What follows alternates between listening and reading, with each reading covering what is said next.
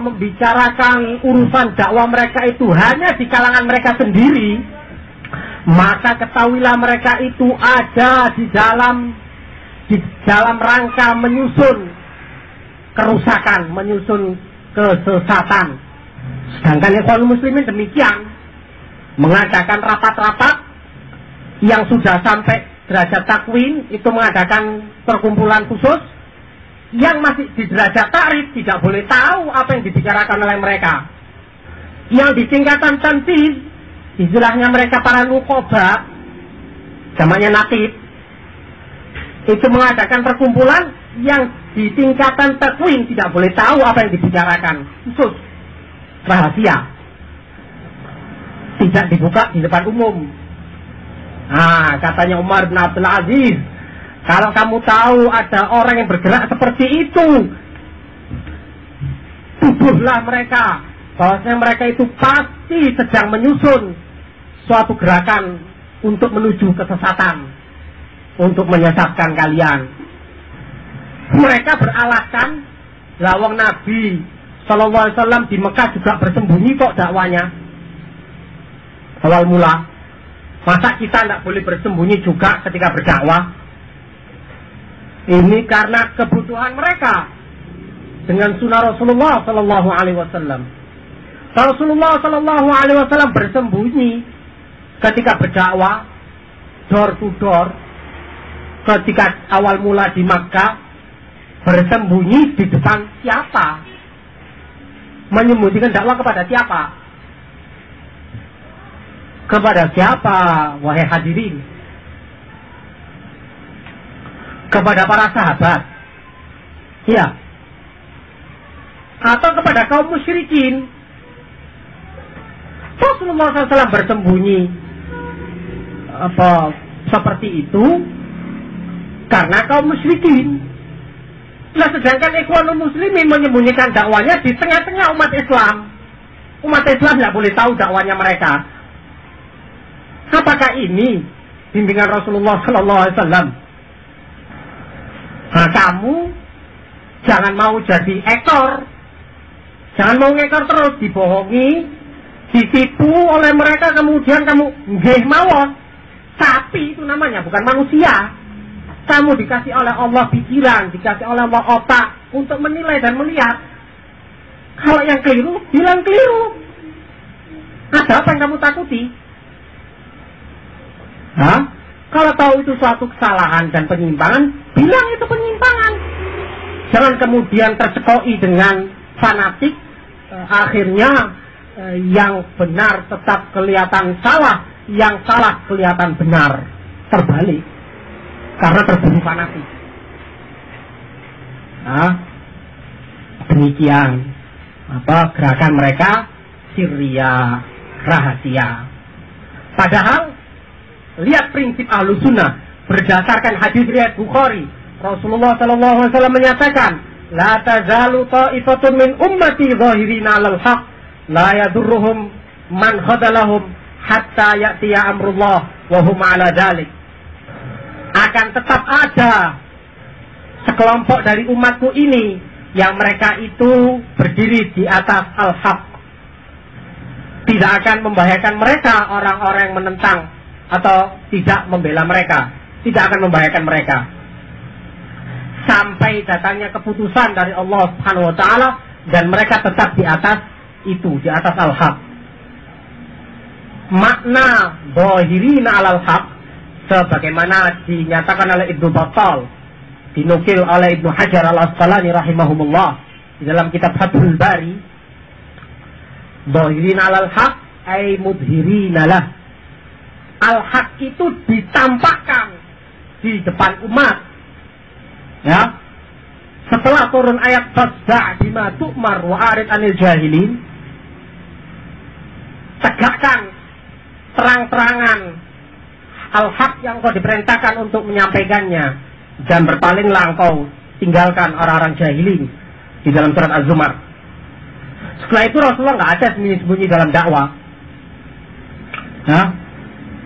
Nah, Rasulullah menyatakan salah satu tandanya Taifah Mansurah, salah satu tanda Ahlus Sunnah wal Jamaah, Mereka itu bohirina alal haq, menampakkan al-haq.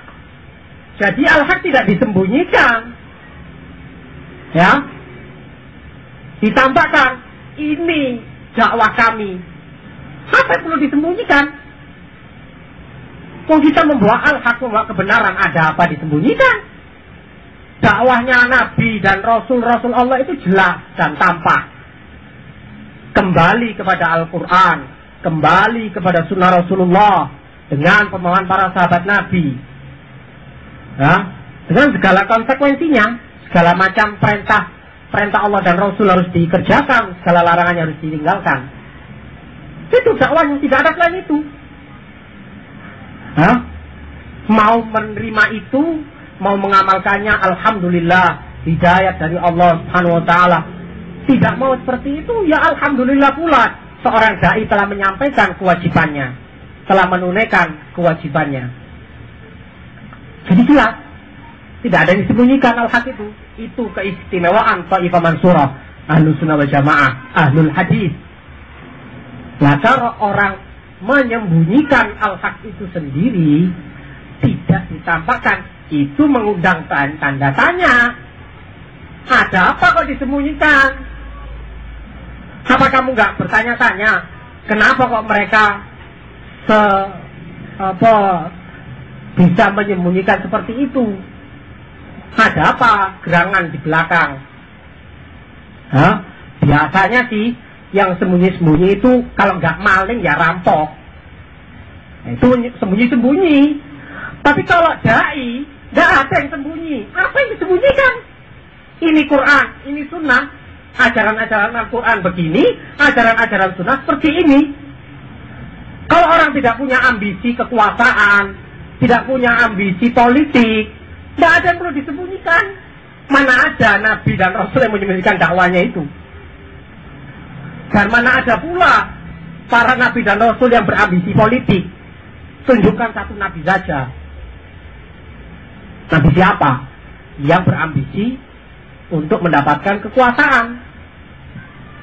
Coba lihat Nabi Musa alaihissalam tatkala menghadapi Fir'aun, orang yang sebengis itu, yang sediktator itu, yang sezalim itu, yang setohut itu. Karena ikhwan muslimin biasa menamakan pemerintah itu tohut. Siapa yang lebih tohut dari Fir'aun? Ya? Apa yang dilakukan Nabi Musa menghadapi Fir'aun? Apa pernah Nabi Musa sembunyi-sembunyi kerusak-kerusuk dengan pengikutnya untuk berkudeta, menggulingkan kekuasaannya Fir'aun? Di mana ada cerita seperti itu? Apa pernah Nabi Musa membentuk partai politik untuk menyaingi politiknya Fir'aun?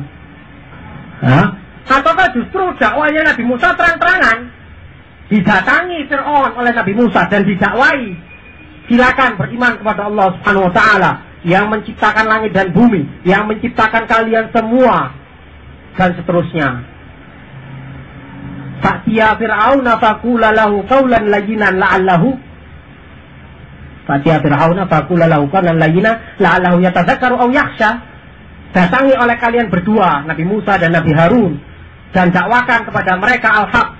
Mungkin Fir'aunnya mau ingat atau mau takut kepada Allah Subhanahu wa taala. Fir'aun itu terang-terangan Nabi Musa berdakwah. Apa artinya? Artinya kalau Fir'aunnya mau beriman, ya, kalau Fir'aun mau menjawab dan menuruti dakwah mulia yang dibawa oleh Nabi Musa dan para nabi selain beliau, Fir'aun beriman dan dia tetap sebagai seorang raja, sebagai seorang penguasa. Nabi Musa tidak butuh kekuasaannya Fir'aun. Ambilan itu kekuasaan. Yang penting kamu mau beriman, mau menerima dakwah ini. Sehingga dakwanya tidak disembunyikan, karena memang tidak merebut kursinya Fir'aun. Yang dibutuhkan cuma bagaimana supaya Fir'aun beriman kepada Allah, mau beragama secara benar. Begitu seharusnya seorang da'i, ya, menghadapi pemerintah yang zalim, penguasa yang anyaya, yang terlibat KKN dan lain sebagainya. dakwah secara benar. Mau mereka terima itu dari Allah semata, tidak diterima ya sudah, tugas kamu terlaksana. Nah kalau disembunyi-sembunyikan itu dakwah, berarti kamu tomak, iri sama kekuasaan si penguasa. Ya, Ikhwanul Muslimin itu tukang iri, besar. Karena melihat penguasa duduk di kursi empuk, setiap bulan dapat gaji, ya, sedangkan mereka keadaannya sangat mengerikan, ya, iri mereka. Lah kok enak, para pemerintahnya dapat dunia harta seperti itu, kita cuma begini-begini saja. Akhirnya mereka bikin gerakan mereka, ya, tersembunyi, karena memang yang diharapkan itu kursi kekuasaan.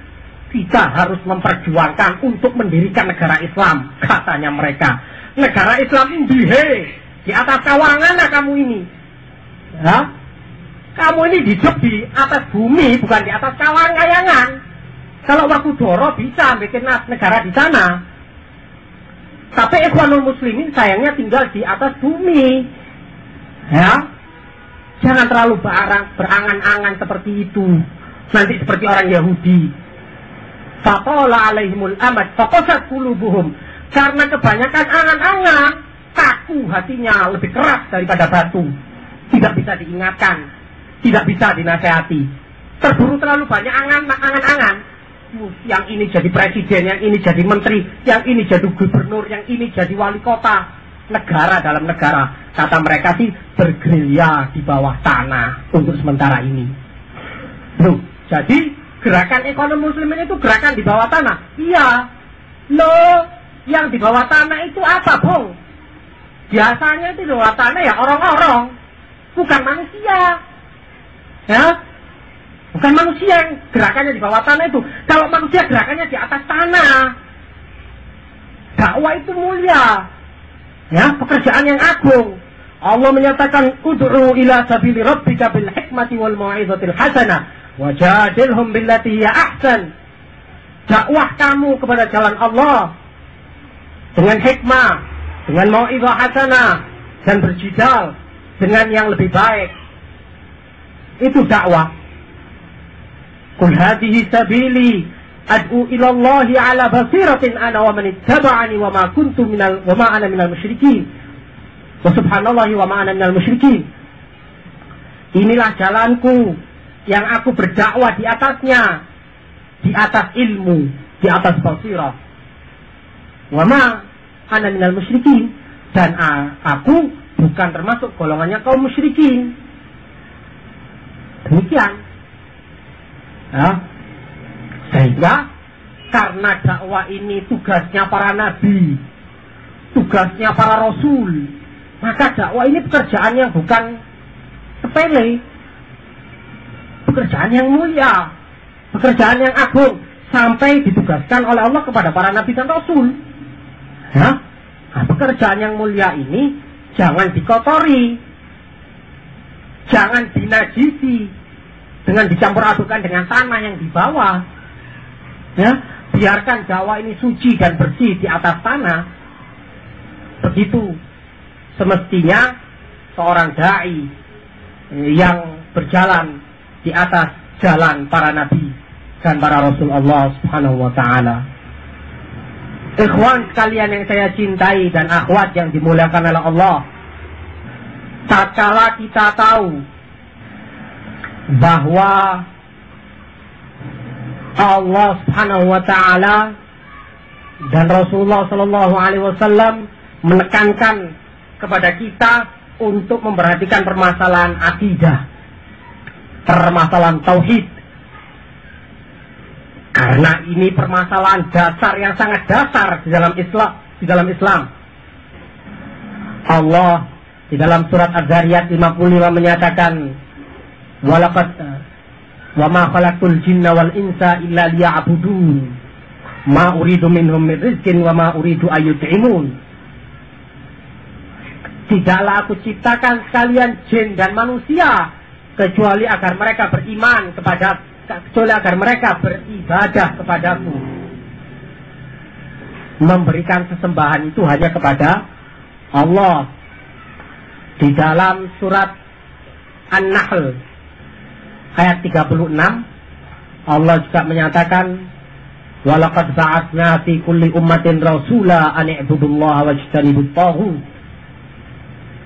Dan telah kami utus di setiap umat seorang rasul yang tugasnya, lihat, tugasnya seorang rasul, tugas utamanya an i'budullah, mengajak umatnya untuk beribadah kepada Allah, wajtanibut taghut, dan meninggalkan segala macam peribadatan, ketaatan kepada selain Allah. Itu tugas setiap nabi dan rasul, dan tujuan Allah ciptakan manusia.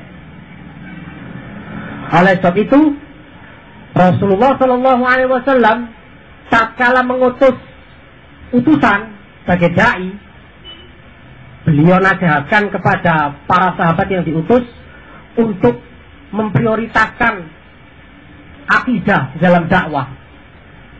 Rasulullah SAW menyatakan kepada Mu'adz bin Jabal, sebagaimana diriwayatkan oleh Imam Bukhari dalam sahihnya, ya Mu'adz, innaka ta'ti qauman min ahlil kitab, faltakun awwalu ma tad'uhum ilaihi syahadata an la ilaha illallah wa anna Muhammadan Rasulullah.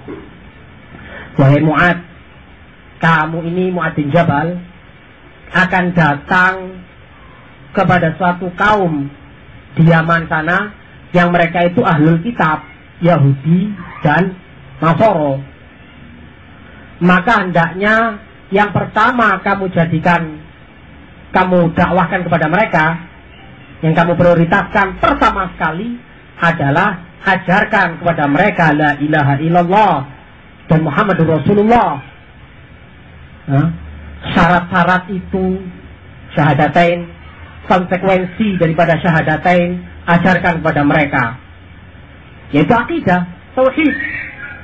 Bagaimana mereka yakin bahwasanya ibadah itu tidak boleh diberikan kepada selain Allah. Kalau mereka terima itu, ajarkan kepada mereka 5 sholat wajib sehari malam. Kalau mereka lakukan itu, ajarkan kepada mereka Allah wajibkan zakat, diambil dari orang kaya, dikembalikan kepada orang fuqara dan masakin. Begitu. Bahkan kita lihat Rasulullah SAW setelah jaya, setelah memiliki kekuatan dan kemenangan di Madinah, toh beliau tidak lalai dengan tauhid, tidak lalai dengan akidah. Sebagaimana diriwayatkan oleh Imam Ahmad, tatkala Rasulullah SAW berkata, man yurihuni min dil kholasoh, siapa yang bisa menenangkan hatiku dari berhala di negeri Yaman yang namanya Dzul Khulasoh, patung yang masih disembah. Adanya sesembahan kepada selain Allah itu menjadikan hati Rasulullah sakit, menjadikan hati Rasulullah gundah gulana, tidak tenang, gelisah beliau karena cinta beliau kepada Allah, karena kecemburuan beliau kepada Allah Subhanahu wa taala. Dan setiap mukmin itu, kata Rasulullah, punya kecemburuan seperti itu seharusnya. Maka pergilah beberapa sahabat untuk menghancurkan berhala itu. Itu dalam keadaan Rasulullah sudah memiliki kekuatan di Madinah. Toh beliau juga tidak melalaikan permasalahan akidah, permasalahan tauhid.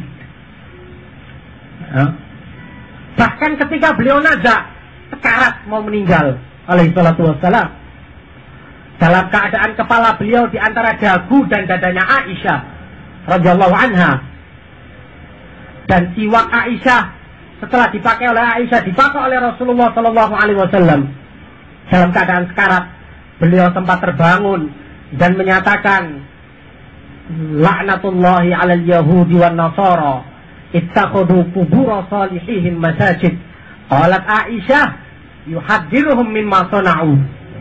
Laknat Allah, kata Rasulullah, kepada kaum Yahudi dan Nasara yang mereka menjadikan kuburan orang-orang soleh mereka, kuburan para wali mereka, para kiai mereka, dijadikan tempat beribadah, jadikan tempat untuk ngaji, baca Quran, tempat untuk sholat, untuk tawaf. Ini dilaknat mereka oleh Allah, kata Rasulullah. Kata Aisyah, Rasulullah mengingatkan umatnya dari perbuatan mereka agar tidak meniru. Itu dalam keadaan beliau sekarat mau meninggal. Dia tetap gak lupa terhadap tauhid, terhadap akidah. Sampai-sampai Allah nyatakan, wa'bud rabbaka hatta ya'tiyakal yaqin. Ibadah kamu kepada Allah sampai datang kematian kepadamu. Karena kematian itu yakin pasti datang. Jadi dari awal manusia itu diciptakan, wa ma khalaqtul jinna wal insa illa liya'budun. Ketika manusia itu hidup, qul inna salati wa nusuki wa mahyaya wa mamati lillahi rabbil alamin. Sesungguhnya salatku, sesembelihanku, hidup dan matiku hanya milik Allah. Hanya milik Allah, bukan milik pohon fulan atau batu fulan atau laut selatan atau gunung ini dan itu, tapi lillah, hanya untuk Allah, ya, yang tidak ada sekutu baginya. Itu di tengah-tengah manusia hidup. Dan sampai manusia meninggal pun diperintah untuk beribadah. Wa'bud rabbaka hatta ya'tiyakal yaqin. Sedemikian rupa pentingnya ibadah di dalam kehidupan seorang muslim. Tapi kemudian sangat diremehkan, bahkan ditinggalkan sama sekali oleh ikhwanul muflisin. Permasalahan akidah dan tauhid yang mulia ini, kata mereka, nggak perlu tauhid itu. Iya, kalau dulu masih banyak kesyirikan, zaman jahiliyah dulu, awal-awal Islam. Sekarang sudah ngerti semua tentang akidah. Yang nggak ngerti itu tentang pemerintahan ini loh, yang perlu dibahas, kata mereka. Betapa bodohnya mereka. Padahal mereka mengaku orang paling tahu tentang sakofah Islamiyah. Mesti jadi dai itu punya wawasan yang luas terhadap kenyataan umatnya. Itu salah satu sifat dai yang mesti dimiliki. Bikul waqi', mengetahui kejadian di sekitarnya.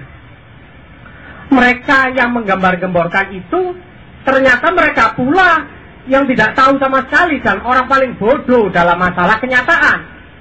Siapa bilang umat sudah banyak tahu tentang akidah?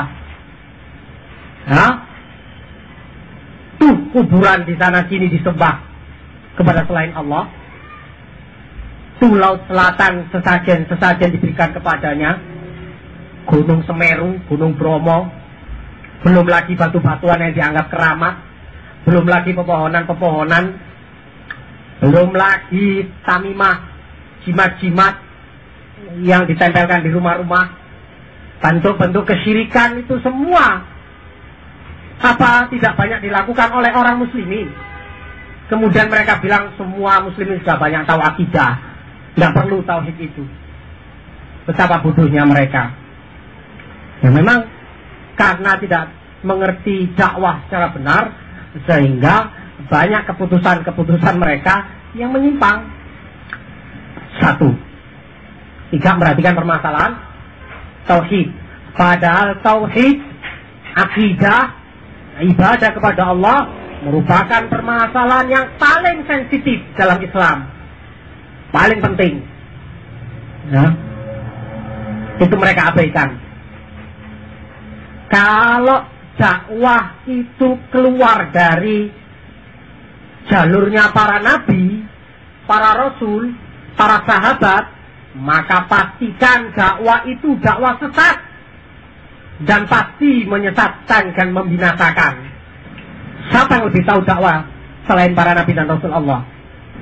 Selain daripada itu, termasuk prinsip Ikhwanul Muslimin adalah nata'awanu fima ittafaqna alaih wa ya'dziru ba'duna ba'dan fima ikhtalafna fi.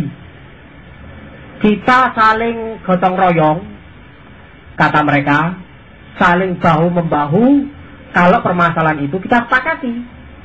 Kalau ada perselisihan di antara kita, ya masing-masing kita toleranlah, jangan dianggap besar, saling kasih sayang. Kalau ada perselisihan di antara kita, padahal Allah Subhanahu wa taala menyatakan kuntum khaira ummatin ukhrijat linnas ta'muruna bil ma'ruf wa tanhauna 'anil munkar. Kalian ini dikeluarkan dalam keadaan umat sebaik-baiknya, yang mana sifat umat terbaik itu diantaranya beramar ma'ruf dan nahi munkar. Nah, kalau ada yang salah ya dibenarkan, tidak diajak toleransi, diluruskan kesalahannya, penyimpangannya. Kalau dibiarkan itu sifatnya Yahudi. Di dalam surat Al-Baqarah Allah menyatakan kanu la yatanahawna an munkarin fa'alu labi'sa ma kanu yasna'un. Mereka itu kalau ada yang berbuat mungkar tidak ada yang mengingatkan. Saling toleransi, saling menghargai pendapat sesama anggota. Begitu, diajari toleransi. Padahal tidak demikian prinsip Quran. Ini mungkar kita, bukan disuruh toleransi dengan kemungkaran. Tapi Ikhwanul Muslimin punya prinsip wa ya'dzuru ba'duna ba'dan fima ikhtalafna fi. Kalau kita ada perselisihan, ya saling toleran, saling maaf-memaafkan, saling menghargai. Oleh sebab itu kita dapati Ikhwanul Muslimin masuk di dalamnya segala jenis spesies orang. Ya. Ada Jahmiyah di dalamnya, ada Mu'tazilah, apalagi Asy'ariyah, ya. Bahkan Syiah, Rafidhah masuk di dalamnya. Dan awal